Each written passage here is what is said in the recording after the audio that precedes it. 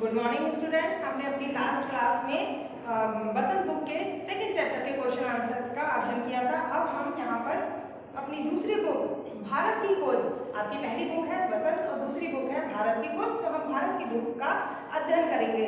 भारत की खोज जिसके लेखक हैं जवाहरलाल नेहरू।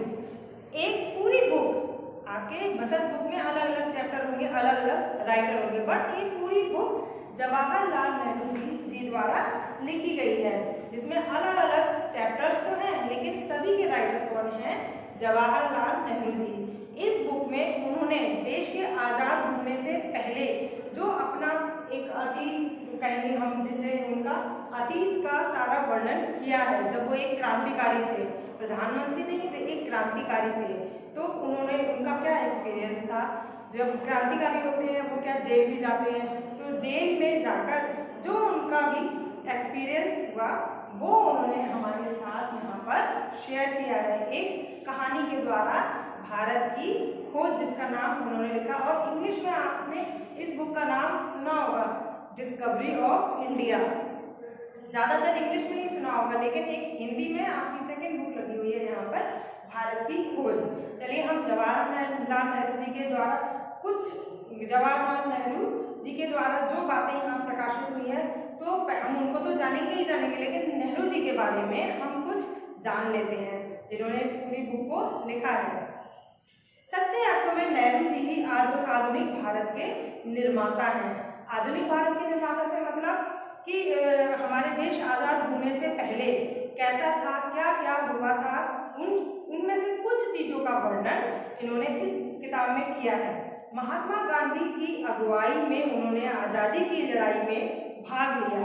आज़ादी की लड़ाई, अब हम कई सारे लोग होते हैं जो अपनी लड़ाई लड़ते हैं, तो ऐसे ही जवाहरलाल नेहरू जी ने गांधी जी की अगुवाई में, यानी कि उनके अंडर, उन्होंने वो लड़ाई में भाग लिया था। सन 1947 में अंग्रेजों की गुलामी से देश आज़ाद हुआ और वे 1947 से 1964 तक प्रधानमंत्री रहे। जब देश आज़ाद हुआ हमारा, तो उसके बाद हमारे सबसे पहले प्रधानमंत्री जवाहरलाल नेहरू जी ही बने। भारत की खोज उनकी अंग्रेजी में लिखी पुस्तक डिस्कवरी ऑफ इंडिया का हिंदी अनुवाद है। जैसा कि मैंने आपको अभी बताया था कि आपने डिस्कवरी ऑफ इंडिया बुक सुनी होगी, तो वही उसी का हिंदी अनुवाद है भारत की खोज। इसे उन्होंने स्वतंत्रता आंदोलन के दौरे में 1944 में अहमदनगर के किले में अपने 5 महीने के कारावास के दिनों में लिखा था। क्रांतिकारी जो होते थे वो बहुत टाइम तक कारावास में रहते थे, तो वो अपना किसी और कार्य में भी समय व्यतीत करते थे। नेहरू जी ने अपना जो भी समय था वहाँ पर एक बुक लिखने में, एक किताब लिखने में व्यतीत किया। पुस्तक रूप में यह प्रकाशित हुई, जो उन्होंने लिखा तो वह उसको एक रूप मिला पुस्तक का।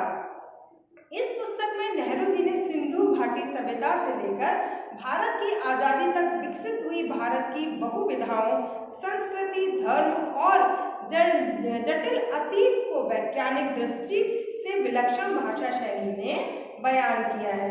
इस पुस्तक में महान देश के गौरवशाली अतीत और आध्यात्मिक परंपराओं की समझ हासिल होती है। हमें बहुत सी बातें पहले नहीं पता होती हैं, कि हमारे नहीं पता है जो प्राचीन काल में जो नेहरू जी के टाइम में हुआ था। तो इस बुक को पढ़ने के बाद हमें बहुत सारी चीज़ें पता चलेंगी। 6-7 दशक पहले लिखी गई यह पुस्तक उन सभी के लिए प्रासंगिक है जो इस महादेश में राजनीतिक, सामाजिक, सांस्कृतिक विकास को एक ऐतिहासिक क्रमबद्धता में जानना समझना चाहते हैं। अगर आप हर तरीके से, जैसे कि इसमें वर्ड दिए गए राजनीतिक, सामाजिक, सांस्कृतिक विकास एवं ऐतिहासिक जितनी भी बातें हैं उनको एक क्रम में आप समझना चाहते हैं, तो आप इस बुक से आपको बहुत हेल्प मिलेगी, जो कि आपको पढ़नी है। अब मैं इस पे आपने पहले लेसन है आपका अहमदनगर का किला, तो इसके बारे में मैं आपको बताऊं। अहमदनगर का किला 2 पार्ट में डिवाइड है। एक है आपका अतीत का भार और दूसरा है अतीत का दबाव, जो नेहरू जी ने अपने एक्सपीरियंस से लिखा है। तो चलिए हम चैप्टर शुरू करते हैं। अहमदनगर का किला। यह मेरी 9वीं जेल यात्रा थी। नेहरू जी इससे पहले भी जेल यात्रा पर गए हैं, लेकिन वो उनकी 9वीं जेल यात्रा थी। हमें यहाँ आए 20 महीने से भी ज़्यादा समय बीत चुका था। जैसा कि हमने पढ़ा था, काफ़ी टाइम नेहरू जी जेल में रहे थे, तो 20 महीने से ज़्यादा समय बीत चुका था। जब हम यहाँ पहुँचे तो अंधियारे आकाश में चमकते दूज के चांद ने हमारा स्वागत किया। शुक्ल पक्ष आरंभ हो चुका था। तब से हर बार जब भी नया चांद उगता है तो मुझे याद दिला जाता है कि मेरे कारावास का 1 महीना और कम हो गया है। हमारा जो अमावस आती है और जो भी हमारी पूर्णिमा आती है, उन रात का वर्णन यहाँ पे किया गया है कि 1 महीना कैसे कैसे गुजरता है। यह चांद मेरे बंदी जीवन का स्थायी सहचर रहा। वही मुझे इस बात की याद दिलाता है कि अंधेरे के बाद हमेशा उजाला होता है। ये आपको भी पता है, जब आपको लगता है कि मुझे कुछ याद नहीं हो रहा है, कुछ भी मुझे समझ में नहीं आ रहा है, लेकिन आप जब ध्यान से मन लगाकर पढ़ते हैं तो आपको क्या है, उजाले की किरण दिखाई देती है कि हाँ मुझे ये याद हो सकता है। उसी तरह उन्होंने कहा कि वही मुझे इस बात की याद दिलाता है, यानी कि चांद उन्हें याद दिलाता है कि अंधेरे के बाद हमेशा उजाला होता है। तो चलिए आप देखते हैं पहले अतीत का भार। अन्य जेलों की तरह अहमदनगर के किले में भी मैंने बागवानी करना शुरू कर दिया। बागवानी का मतलब बगीचा बनाना, नए फूल पौधे लगाना, उनको उगाना, उनकी देखभाल करना, ऐसी उन्होंने कार्य शुरू कर दिया। अब यहाँ से उन्होंने अपना सारा लिखना शुरू कर दिया कि उन्होंने क्या आगे देखा और क्या उन्होंने किया। मैं प्रतिदिन कई घंटे तपती धूप में भी फूलों के लिए क्यारियां बनाने में व्यतीत करने लगता था। कितनी भी तेज धूप होती थी, लेकिन फिर भी वो क्यारियां बनाने में, जहाँ वो पेड़ पौधे लगाए जाते हैं उस जगह को हम क्यारियां बोलते हैं। जो फूल के पूरे एक लाइन में फूल लगाए जाते हैं तरीके के, सुंदर रंग बिरंगे से। मिट्टी बहुत खराब थी, पथरीली और पुराने मलबों और अवशेषों से युक्त।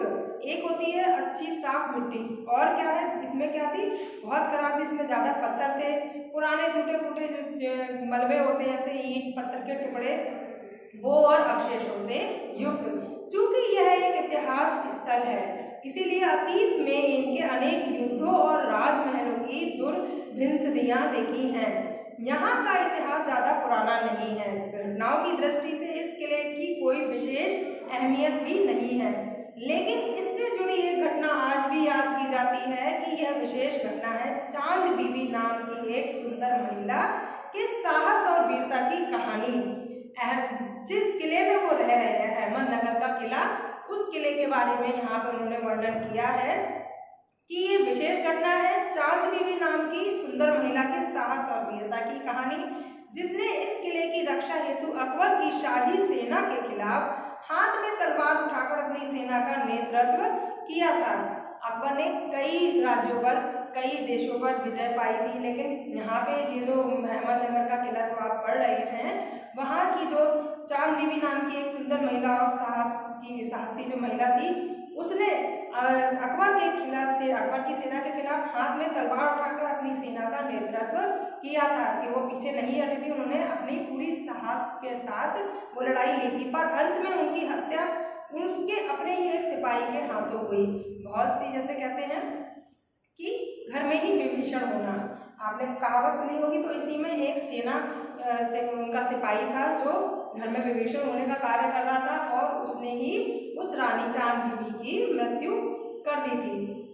यहाँ की खुदाई के दौरान हमें जीवन की सतह के काफी नीचे दबे हुए प्राचीन दीवारों के हिस्से और कुछ इमारतों और गुंबदों के ऊपरी हिस्से मिले।